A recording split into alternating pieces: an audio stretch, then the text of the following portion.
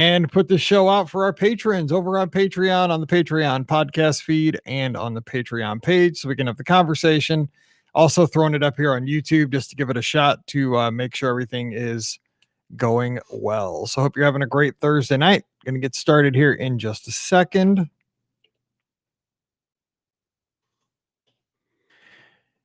Remember, if you're on the Patreon page on Facebook, I just put a link into the chat. Click on that link and give the permission so I can see your name for the comments. I just put it there, that faq.blive.tv/comments. Because right now I can just see Facebook user. I can't see your names. But if you click through that link, I should be able to see your names. Otherwise, just say who you are and we'll be good. All right. Another Mike in the Midwest right now.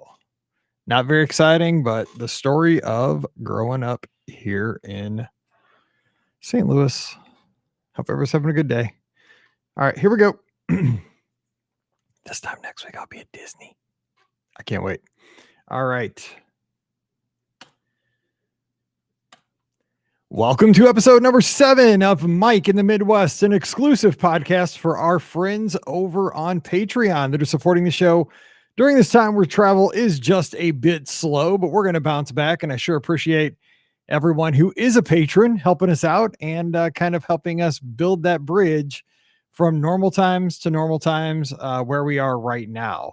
So we have a fun Mike in the Midwest episode scheduled for you today. I'm going to be talking about one of my jobs I had growing up, and it was working as a DJ. Imagine that. I'm going to talk about that here in just a second.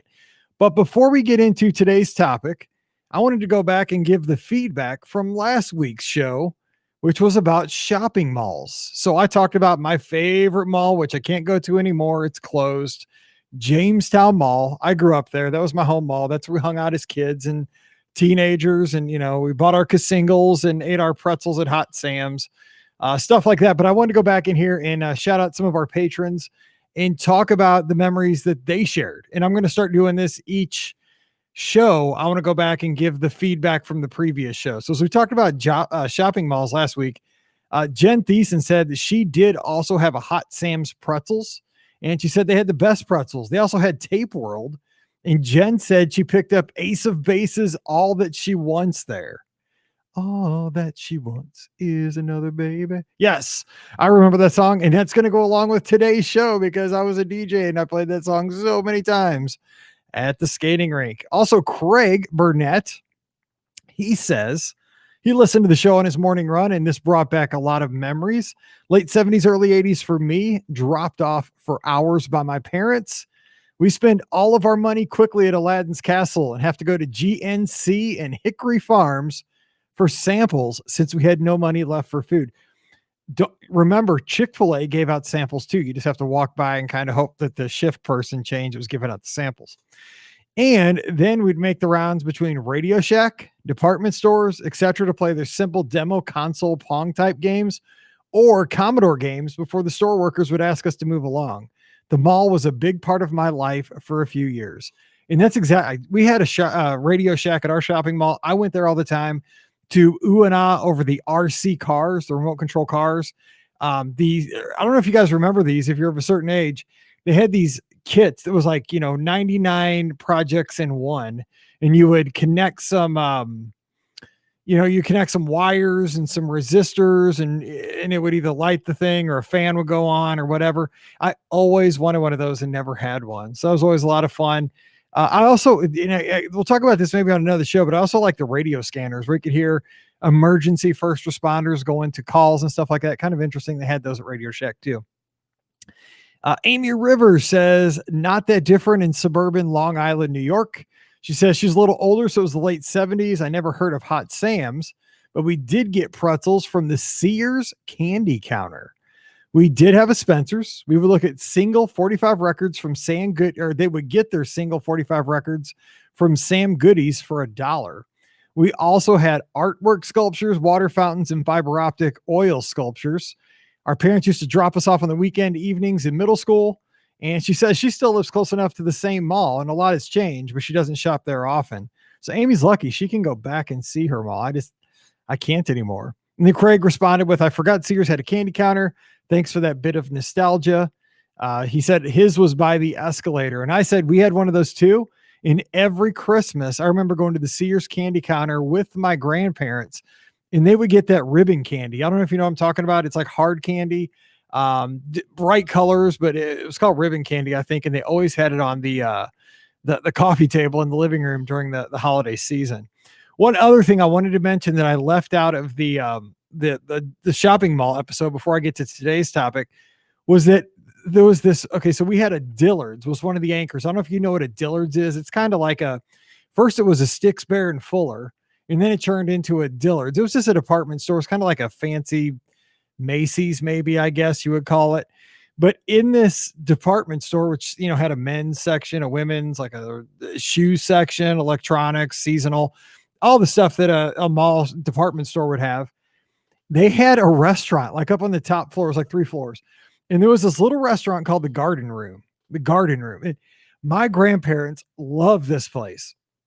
So they would go to the Garden Room in the middle of Dillard's, in the middle of a department store at the mall, at Jamestown Mall. They would eat there all the time.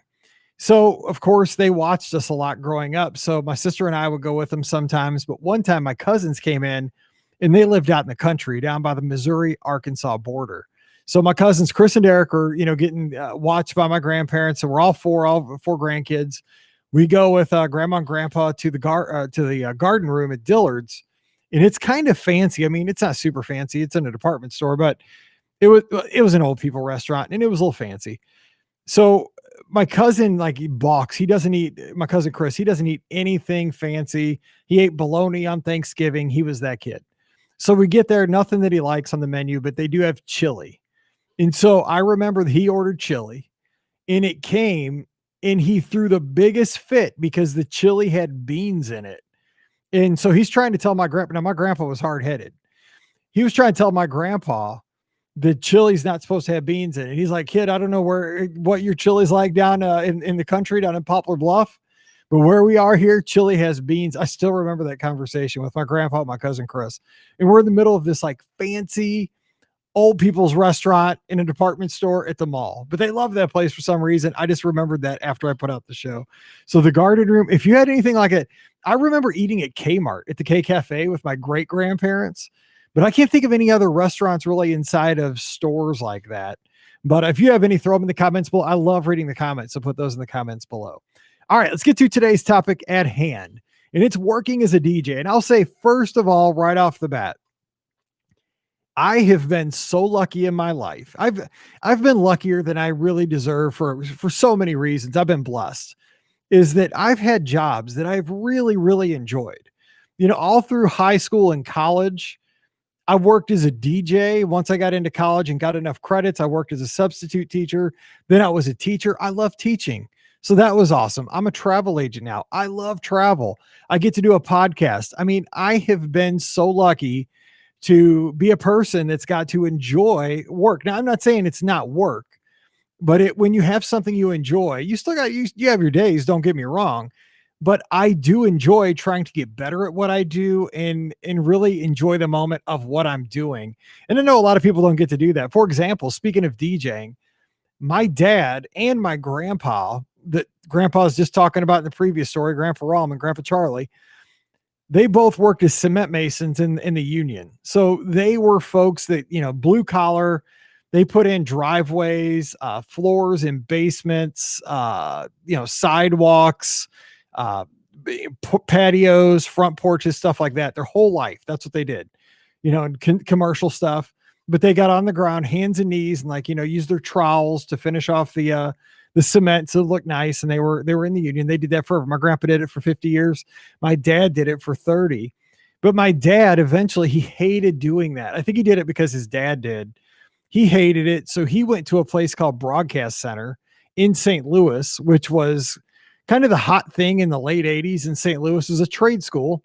It was a vocational school, but it taught you how to be a DJ, to get on the radio.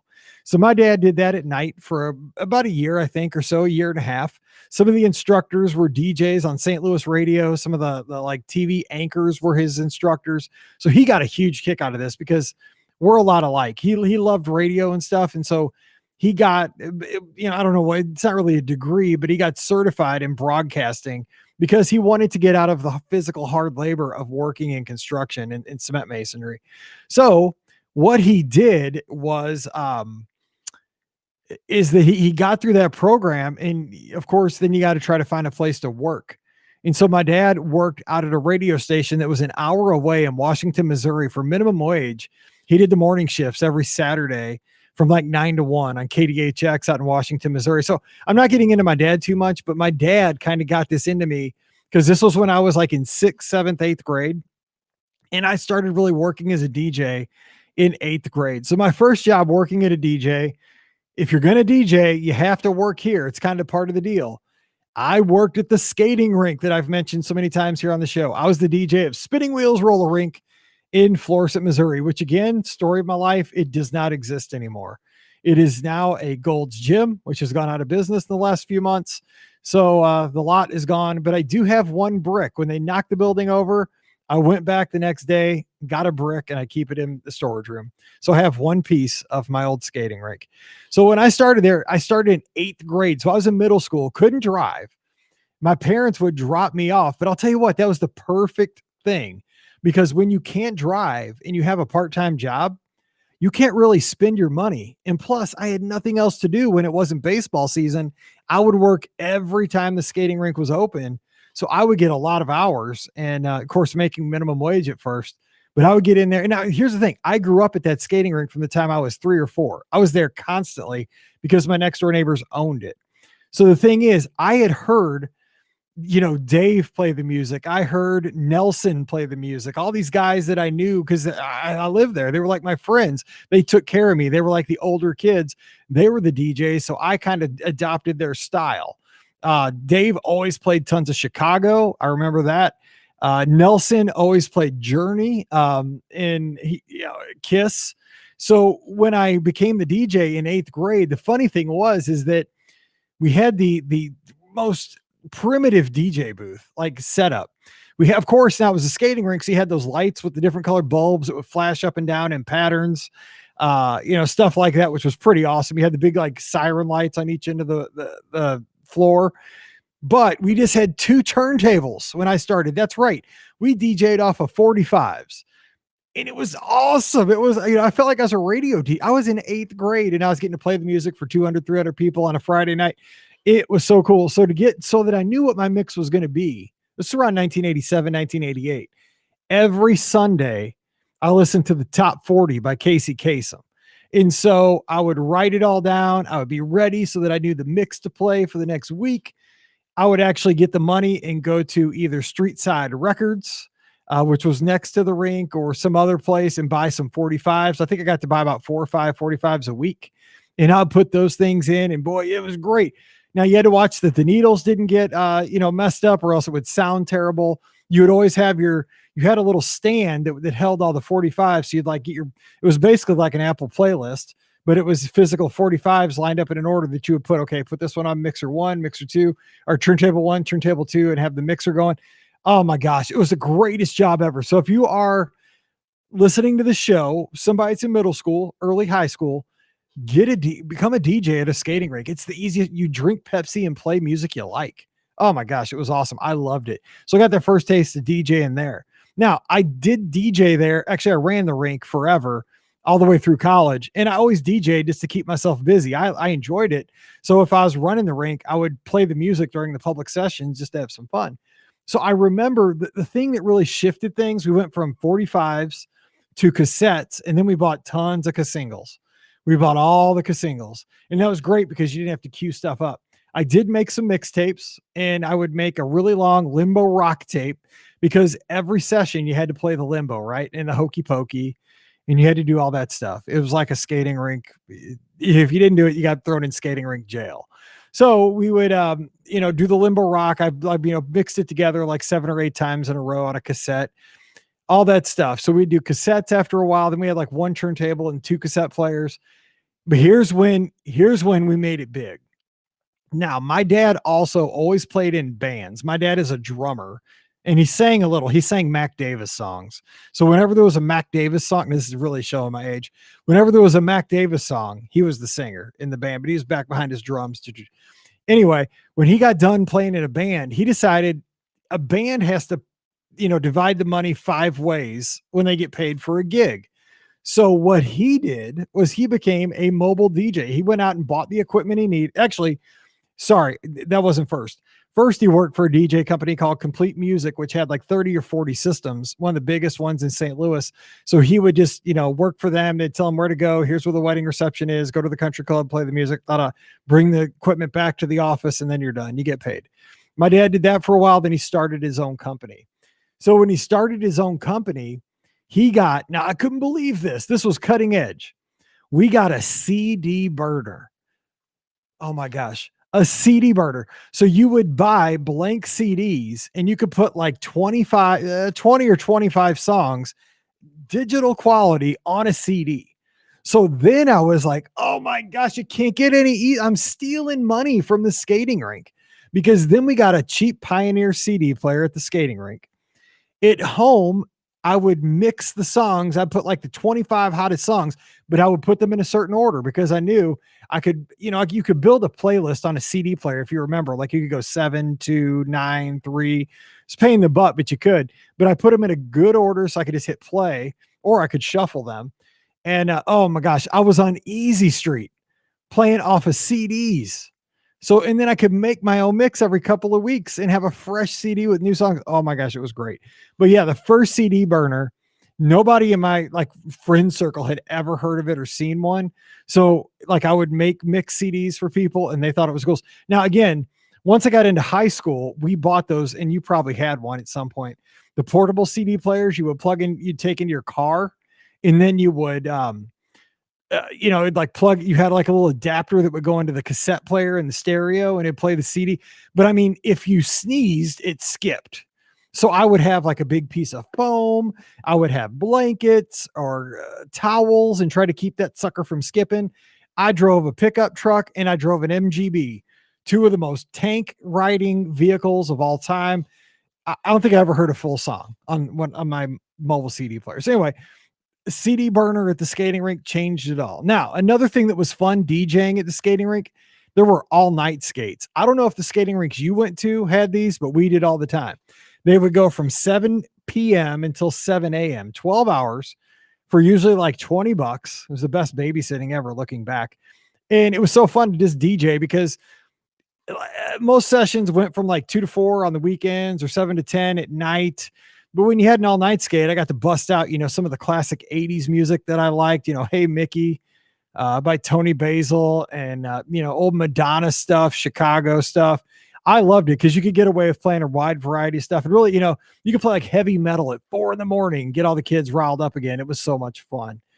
Also, our biggest session at the skating rink was always Friday nights, 7 to 11. Friday nights, 7 to 11. And the thing was, we really were the biggest thing in Florissant for a while, for years, to get kids to come out, middle school kids, high school kids, to go skating. Our skating rink was not a large rink. It was a small rink, but there were nights we'd have 400 or 500 people in there for the Friday night session. I would DJ it. We'd have to have 6 or 7 floor guards because it was always like that close to getting out of control. And the thing is, I was friends with the owner. Again, he was my next door neighbor, friends with my parents. I negotiated a deal with him because I wanted to make it mutually beneficial for all of us to get a crowd there. So I started a hotline that people could call to get the latest news on the skating rink. I did all kinds of stuff, and I even set up a GeoCity site or something so people could get the latest information on the rink. But the thing is, I told him this. I said, for every person over 300 people we get on a Friday night, we all get bonus bucks. Everybody who works that session gets bonus bucks. And we made a graduated scale. So if we got 300 to 350, everybody got $5 extra that night. If we got up to $400, everybody that was working got an extra $10 cash at the end of the night. 450, $15. So I was always trying to pump it up. We all worked. There was one night. Okay. So this one night we had a Friday night session. I was DJing it. It was, perfect. I was right after school started, kind of a rainy night. Nothing else was going on. It was like the perfect storm to get everybody there. Before that, I had come up with this promotion that we were going to throw $100 on the floor and anybody could grab it. The deal was We made the kids line up on the outside of the skating rink. They were in their skates, but they had to sit on their butts. Your butt had to be on the floor. Your back had to be against the wall.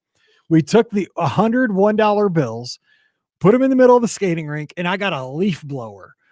Whoo, and then it was on like Donkey Kong.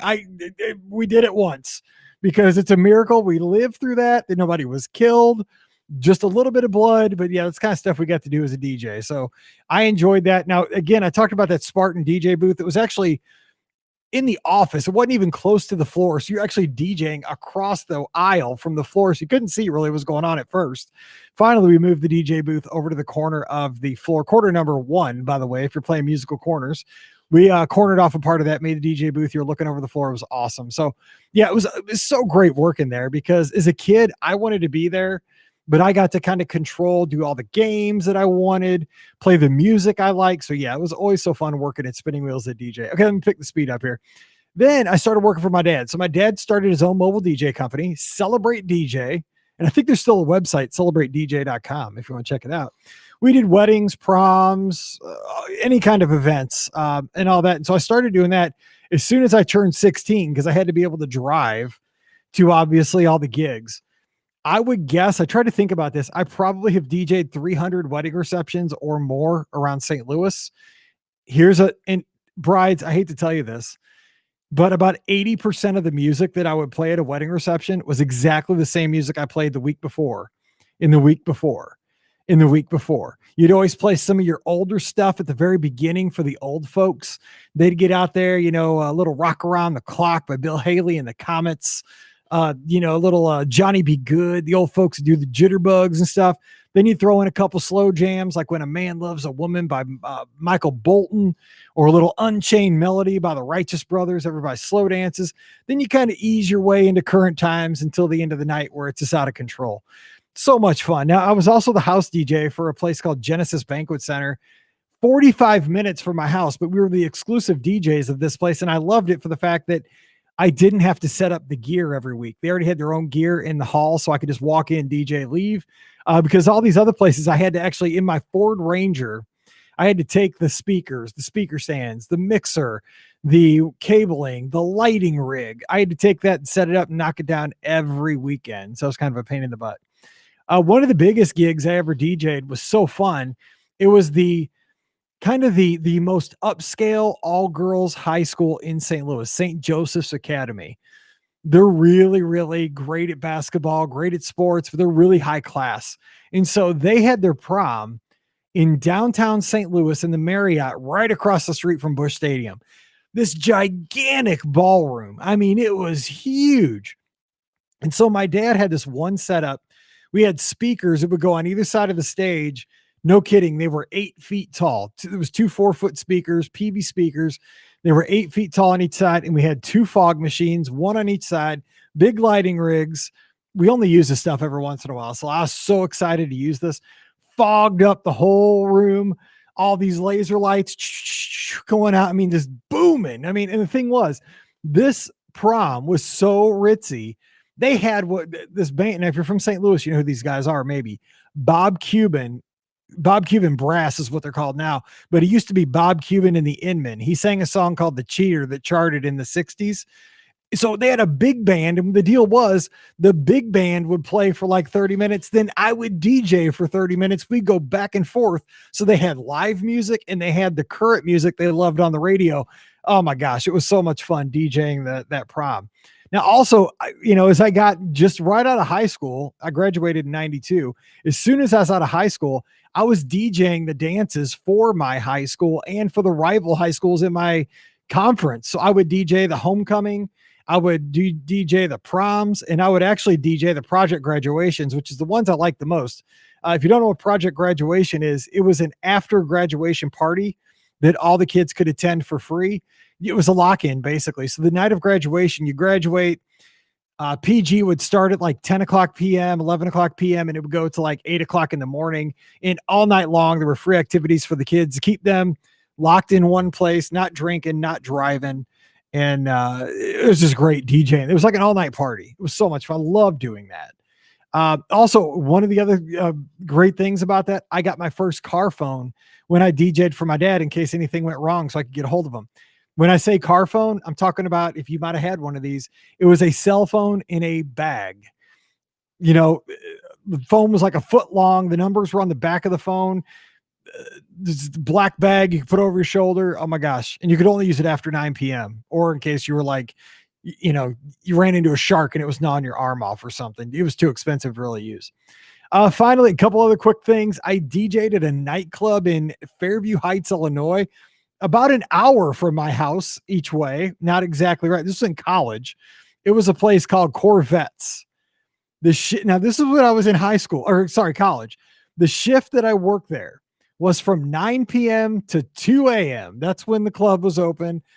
I loved it for about 2 weeks, and then I hated it because I wasn't getting home till 3 in the morning. I had 8 o'clock classes, and I missed some of those classes because it was just rough trying to get up. Yeah, DJing in a club was kind of fun because like I had my booth. I got to do like 12-inch remixes and beat match and all that stuff.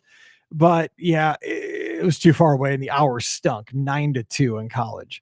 I also did a little, I read some news on the public radio station in St. Louis called KDHX 88.1. I would do some sports. My dad, when he was going through broadcast center, did the news. So I was the sportscaster. So I was actually on the radio for a little bit, public radio. And then finally, wrapping it up, this is the one you might know. I tried to take my DJing to the Disney hemisphere with Magical Mouse Radio. And that was an online radio station on Live 365. It was so much fun. I enjoyed this. We started the podcast in 2008. We started Magical Mouse Radio in 2010, played background loops and attraction audio and all that stuff. I loved it. We got to go live sometimes. We did the live call-in shows from there. Live 365 went out of business about 5 years ago, and the Magical Mouse Radio really wasn't feasible because of the royalties and all that stuff, licensing, but it was so much fun. And I loved having that radio station. It kind of scratched that itch that I had to get behind the mic and play music and kind of get creative with what we had. So I have had a lot of fun working as a DJ. Now, I wonder if you have had a job like this that you just adored. Like I would DJ. I would love to be a radio DJ. And you might say, well, why didn't you do that instead of teaching? My dad told me not to, and he was exactly right, is because there's really not a lot of job security when you're working in radio. I've seen it time and time and time again with people he works with, and actually with my dad. He was a program director for an oldie station. They were going along fine. They got their book, which is their ratings, and then the next day, gone, had to go to another station. So I take things like that personally. I want you to like me, and I want you to, I want to have job security. So it's not a great idea, but I've always had an outlet, the podcast, Magical Mouse Radio, DJing, these events. So I've been really lucky. So tell me what you think. If you had any experiences similar to this, if you had a job that you just adored and loved, I would have done half of these things for, like when I worked at Space Camp, I would have worked there for free. Don't tell anybody, but I loved it. DJing, I loved it. It was so much fun once I got into the mix and stuff. I wasn't good at setting the stuff up and wiring everything. That freaked me out at every wedding reception, but it was always a lot of fun to get there and make people smile and get people dancing.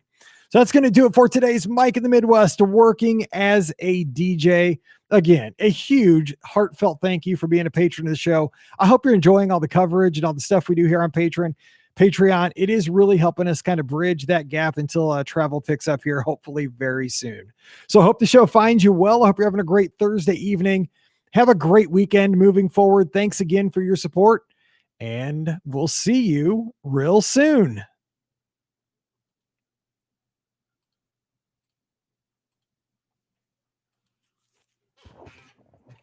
All right, everybody, save this real quick.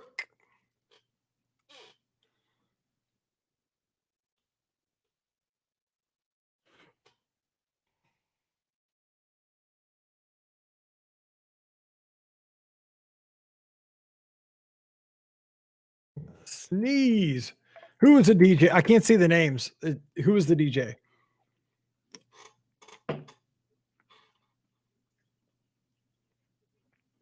All that she wants is another baby.